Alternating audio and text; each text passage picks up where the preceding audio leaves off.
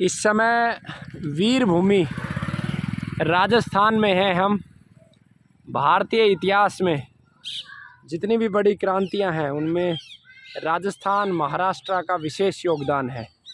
आज हम आपको एक ऐसे दिव्य वृक्ष से मिलवाने वाले हैं जो भारत को कैंसर मुक्त करने में एक बहुत मुख्य भूमिका निभा सकता है और हमारे जीवन में हमें बहुत प्रिय है ये वृक्ष बरगद। और मन ऐसा करता है कि जहाँ जहाँ बरगद दिखाई दे वहाँ वहाँ हम ठहर जाएं, कुछ समय के लिए ठहर जाएं। तो आज आपको एक ऐसे बरगद से मैं रूबरू करवाऊंगा जिसकी जो ऊर्जा है वो अथाह है। और यहाँ इस बरगद के नीचे आप कुछ क्षण भी अगर बिताएंगे तो आप ऐसा महसूस करोगे कि नकारात्मक ऊर्जा जो है वो शून्य स्तर पर चली गई है। और इस बरगद को समाज, यहाँ के जो लोग जिन्होंने इसको तैयार किया है वो भी बधाई के पात्र हैं। खैर, इस दिव्य बरगद के वृक्ष के मैं आपको कुछ उपयोग बताने जा रहा हूँ। ये जो दिव्य वृक्ष है बरगद का, अगर इस वृक्ष की संख्या हम प्रति 100 व्यक्ति पे एक बरगद कर दें तो आप देखोगे, मुझे मेरा जो अनुभव कहता है कि 20% से अधिक कैंसर स्वतः समाप्त हो जाएगा। कैंसर का एक सबसे बड़ा जो कारण है वो ऑक्सीजन की कमी है। दूसरा, अगर कैंसर रोगी इस प्रकार के ऊर्जात्मक पेड़ पौधों के पास रहता है, विशेष रूप से इस बरगद के नीचे रहता है ज़्यादा से ज़्यादा समय, तो उसकी सकारात्मक ऊर्जा बढ़ जाएगी और नकारात्मक ऊर्जा कम होगी। बॉडी में ऑक्सीजन लेवल भी बढ़ेगा और वो ज़्यादा से ज़्यादा ध्यान लगा पाएगा। मेडिटेशन जिसे आजकल अंग्रेजी में कहते हैं और हम कहते हैं कि स्वयं को जान पाएगा। जब रोगी स्वयं को जान पाएगा तो अपने कष्टों का निवारण भी वो स्वयं कर पाएगा और बहुत अच्छे से। यहाँ पे आप देखोगे किस प्रकार से एक एक जड़ को ठीक इन्होंने तने का रूप दिया है और बहुत योजनाबद्ध तरीके से ये कार्य किया गया है।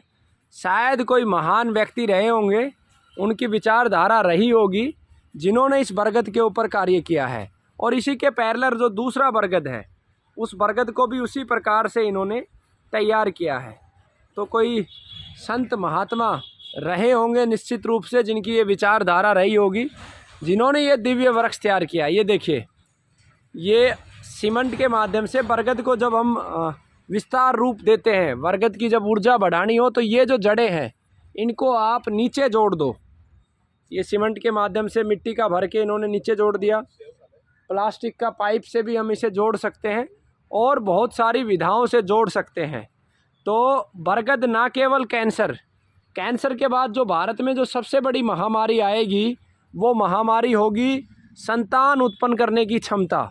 आप देखोगे धीरे धीरे जिस प्रकार से कैंसर के हॉस्पिटल बढ़ रहे हैं, ठीक उसी प्रकार से आने वाले समय में आपको फर्टिलिटी सेंटर बड़े बड़े शहरों में, जयपुर है, ऐसे शहरों में तो 5-5, 10-10 खुल चुके हैं कि अगर आपको संतान का निर्माण करना है तो आपको हॉस्पिटल जाना पड़ेगा। टेस्ट ट्यूब बेबी के माध्यम से ही आप संतान प्राप्त कर सकते हैं। ऐसी परिस्थिति में बरगद और नंदी ये दो ही साधन होंगे जो मनुष्य की जो खोई हुई क्षमता है, प्रकृति के ऊपर अत्याचार करके, प्रकृति का जो है अपमान करके, यूनिवर्स के विरुद्ध कार्य करके जो मनुष्य ने अपनी क्षमता खोई है, वो इसी बरगद के माध्यम से और नंदी के माध्यम से वो प्राप्त कर सकता है। तो आइए अपने जीवन में एक बरगद ज़रूर लगाएं और उसका पालन पोषण करें, तो निश्चित रूप से आपको ऊर्जा मिलेगी। कुछ गांव के लोग मुझे मिले हैं, मैं जानकारी लेना चाहूँगा। नमस्ते जी, वंदे मातरम। आपसे ये जानना चाहेंगे कि ये बरगद का पेड़ किसने लगाया था, कुछ जानकारी है? ये महरिया, माल्याराम महरिया जी। हाँ। ये अभी भी है? हाँ, जिंदा है। कितनी उम्र है उनकी? उनकी है 60-65। तो अभी कहाँ पे रहते हैं वो गांव में रहते हैं। यहाँ से कितनी दूरी पे है? 1 किलोमीटर। 1 किलोमीटर। तो उनका अगर फ़ोन नंबर कुछ मिल सकता है, हम उनसे मिलना चाहेंगे। फ़ोन नंबर तो नहीं है, बुढ़े हैं, वो लगाते रहते हैं। अच्छा, कितने पेड़ पौधे वो लगा चुके हैं?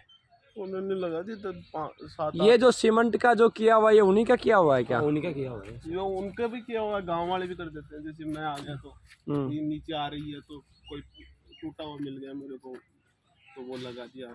तो बहुत अच्छा कार्य है महरिया जी। बहुत लगाए हुए, 50 अच्छा। बरगद लगाए हुए हैं। 50 बरगद उन्होंने लगाए हैं, गांव के लोगों ने गाँव मिल। के लोग लगाते रहते हैं हम। तो आप लोगों को नमन है। और हमारा एक कार्यक्रम चलता है प्रकृति पुत्र सम्मान कार्यक्रम। राजस्थान में जब आएंगे तो निश्चित रूप से हम आपसे मिलेंगे, आप लोगों के नंबर भी लेंगे। हमारा राजीव दीक्षित गुरुकुल करके गुरुकुल है हमारा हरियाणा में, जिसमें विद्यार्थी पढ़ते हैं। साथ में एक समाचार चैनल है गुरुकुल समाचार के नाम से, जिससे हम अच्छे कामों को समाज तक पहुंचा सके। बहुत बहुत धन्यवाद। ओके। ये गांव कौन सा है? चला। चाला, सीकर जिला है। हाँ, गांव चाला है। और तहसील? नीम का थाना।